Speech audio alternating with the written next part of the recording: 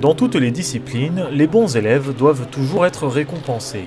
Le transport et l'énergie ne dérogent pas à la règle. Mardi 3 octobre 2017, Proviridis a remis 3 chèques de 10 000 € à 3 transporteurs pour saluer leur engagement dans l'aventure GNV, le gaz naturel pour véhicules.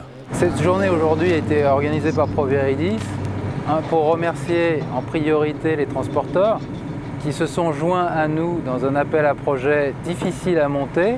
On est premier lauréat du projet AAP-GNV monté par le CGI, le Commissariat Général à l'Investissement, et aussi mené par l'ADEME, sur lequel on a beaucoup travaillé, qui a permis un AAP-GNV2, tout le travail qu'on a effectué avec eux. Et je pense que c'est un succès.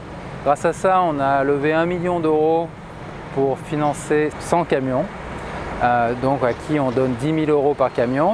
Les transports TAB, Lombard et Mégevent Frères ont soutenu Proviridis depuis le début dans le projet de déploiement de stations de gaz.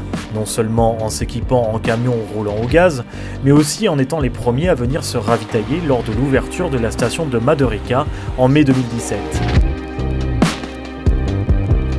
Je salue ce qu'a fait Proviridis parce que c'est par les stations pour l'instant que nous sommes un peu contraints. Eh bien, le transport routier c'est l'alternative à moyen-long terme ou court moyen-long terme au gazole pour les routiers. En ce qui nous concerne, nous n'en avons plus acheté que des véhicules au gaz. La problématique de l'énergie ne peut avancer que par des solutions concrètes, sans bien sûr délaisser l'innovation. C'est cet état d'esprit qui règne autour des projets GNV de Proviridis et qui ont avant tout séduit les transporteurs. Cet esprit un peu start-up, projet innovant, et étant donné que nous on est dans cette dynamique-là, via l'investissement qu'on fait dans les nouvelles énergies, évidemment on s'est associé à lui, le contact est bien passé. Et puis il nous a accompagnés, il nous a proposé toutes les solutions qui étaient en sa possession pour pouvoir nous accompagner. Autre aspect primordial dans l'exploitation de nouvelles technologies d'énergie, la sécurité. Là encore, les professionnels du transport sont particulièrement à cheval sur cette question. Afin de rendre la manipulation de ravitaillement plus simple et totalement sécurisée, Proviridis a fait un choix simple mais efficace. Dès le départ, notre offre de service prévoyait donc la présence d'un exploitant sur site, ne serait-ce justement que pour sécuriser l'avitaillement des transporteurs. Et ça sécurisait d'autant plus les chauffeurs eux-mêmes qui avaient quelques appréhensions encore une fois pour manipuler le GNL qui est un gaz liquéfié. Donc de ce fait-là, les transporteurs communiquent beaucoup entre eux.